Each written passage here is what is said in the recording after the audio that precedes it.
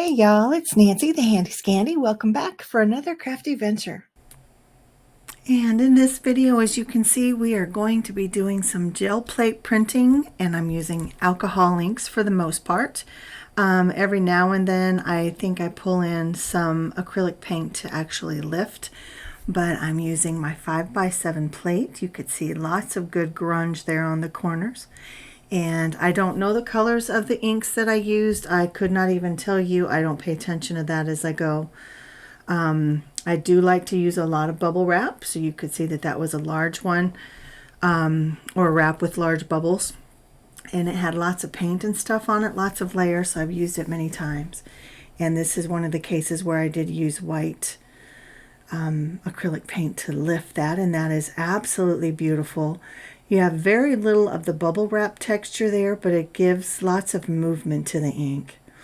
And so this time I thought I wanted something a little bit linear, and I was hoping that the colors would blend a little bit more than they do, but that's not because of the inks, that's definitely because of the way that I kind of brayer them out.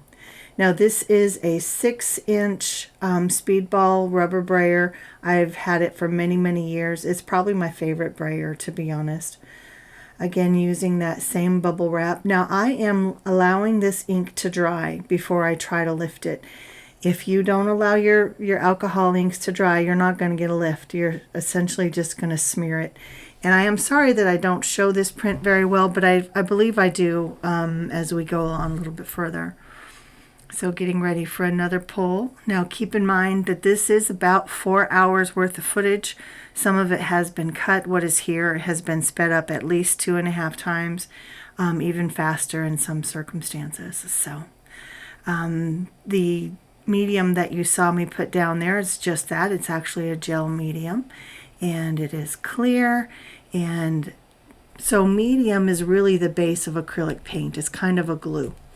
And I just use it to lift. As long as you allow your inks to dry, it will pull great, but you don't want to allow that to dry.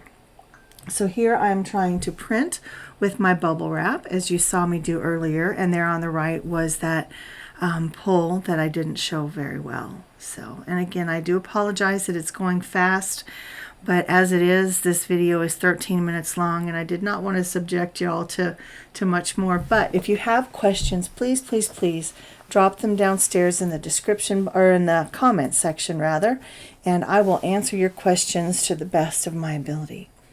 Now, not long ago, I showed how I tried to use tin foil to do these pulls, and it was not successful. I used distress paints at that time.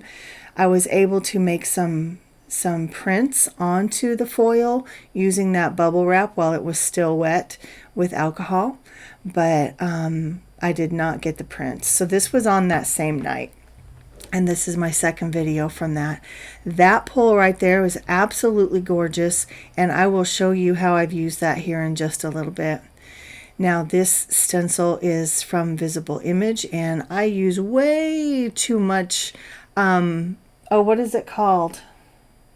I wanted to say gel medium. Nope, I can't think what it's called. Alcohol, it's not lift ink. If you know what it's called, drop it downstairs, because my brain is blank.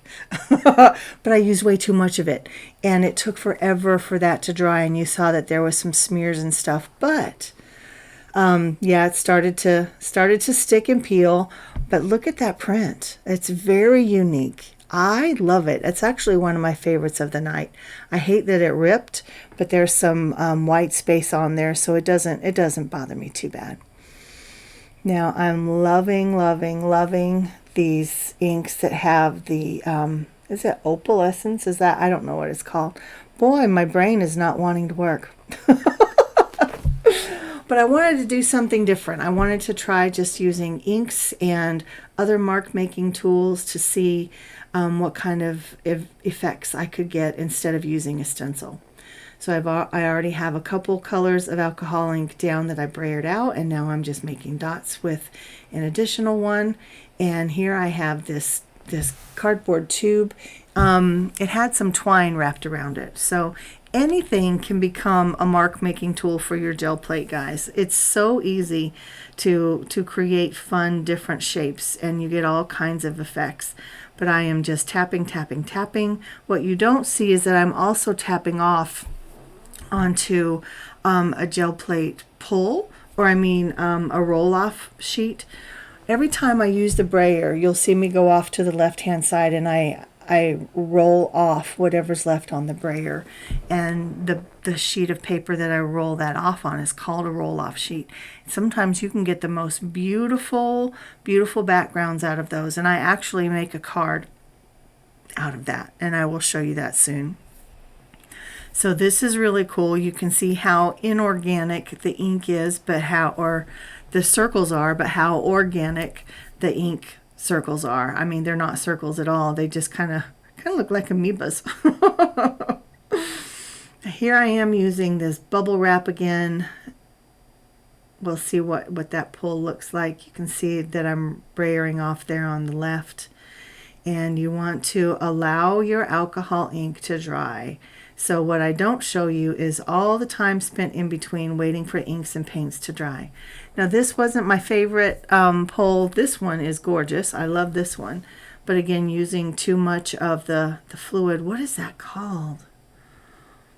I don't know. But also it's not completely dry. And when I put that ink on it, it actually smears it.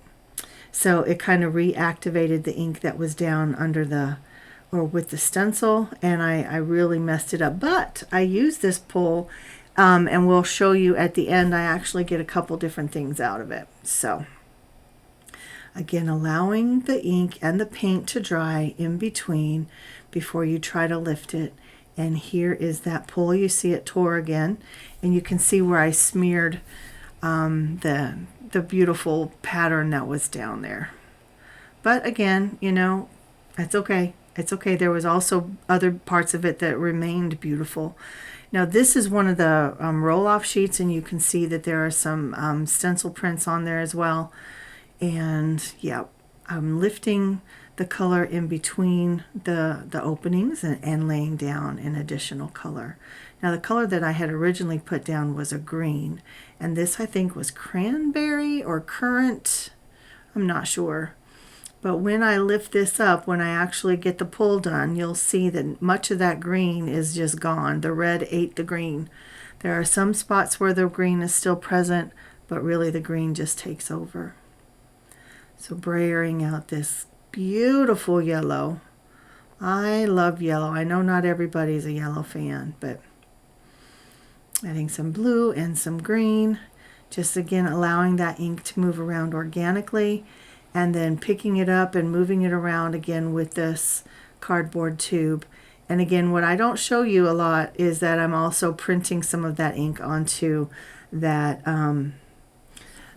paper over on the left. And you can see at the top left the circles that are there on that roll-off sheet. Yeah, that actually becomes a project. So we'll look at that in a minute too. And so there are those pulls, and there you can see where the green was overtaken by the red. And the color scheme, not my favorite, but I love the circles. I have always been a circle girl. I don't know what that's about. Big ones, little ones, organic ones, inorganic, grungy, not grungy. Just give me a circle. And you can see all of them on there. And again, using that medium as my pull agent. And so there's one print. And then we have another that I did not show, but that's what all of those look like. There were a couple that I didn't show on screen. And yeah, so you can see the smudgy one there at the top left, or kind of in the middle left. But these are some of the projects that I made. Now I zoom right through this, and I've only used a couple of the pulls, but just wanted you to see, because people always ask me, so what do you do with them after you make them? I do lots of different things. So I have that sweet set of ATCs. I added some stenciling to the pull, and then I used a little bit of mica stain, and then of course made them into ATCs with stamps and other things to create the texture and the sparkle. I think they're super sweet. And then I also have this one. This is the pull or the brayer page with the circles. and that's the card that I made. All of those layers of paint that I brayered off just give a beautiful kind of collage look. I think it's really pretty. It's very unique. The happy birthday is stamped and heat embossed, but the heat embossing does not like to adhere to acrylic paint, so that's something to keep in mind when you're using your prints if you have acrylic paint. Now this little tag in my hand, I used that same stencil from A Colorful Life Designs, and I just used this little tag. Again, is the excess. I didn't finish that sentence. It's the excess from the happy birthday card. But I'm just showing you here how thick these dies are from Crafter's Companion. Super, super thick. But I use that tag to be the basis of the tag that I have there with the hearts. And then, of course, the heart shapes are just cut out of different shades of pink. And I have some extra patterns on there. And I created a back so you didn't see all the mess. And that's pretty much it. A little bit of twine from my stash, and that is that tag. Now the pull where I smeared the pattern by putting more alcohol ink down, that's what these next 4 tags are from. So again, I used that same stencil, and then I added this one on there as well. So that one is called Script.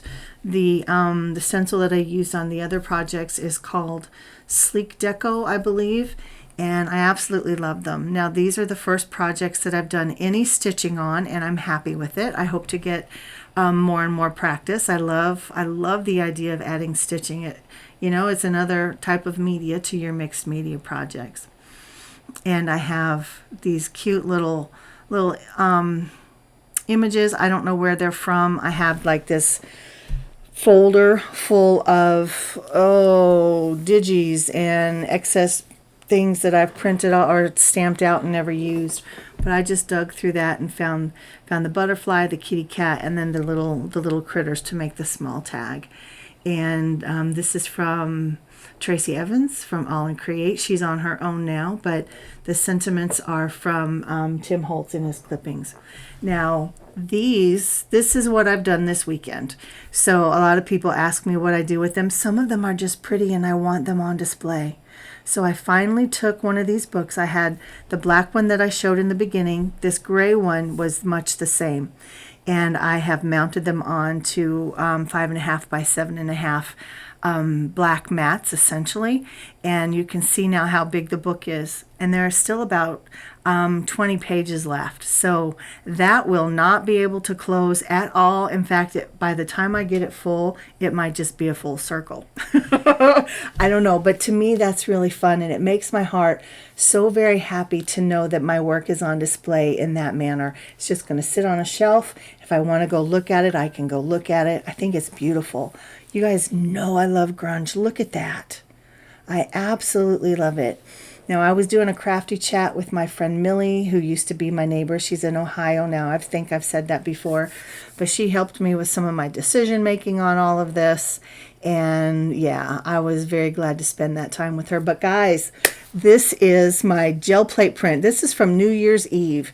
And playing with alcohol inks and stencils on the gel plate, it just makes my heart happy. And to be able to share that with you guys and now to have some of it displayed in a meaningful way just makes me happy. But guys, drop me a comment downstairs. As always, like, subscribe, comment, redundant. And until next time, y'all, this is Nancy, the Handy Scandy. Thank you for spending time with me. Mwah. Until next time, I'm out.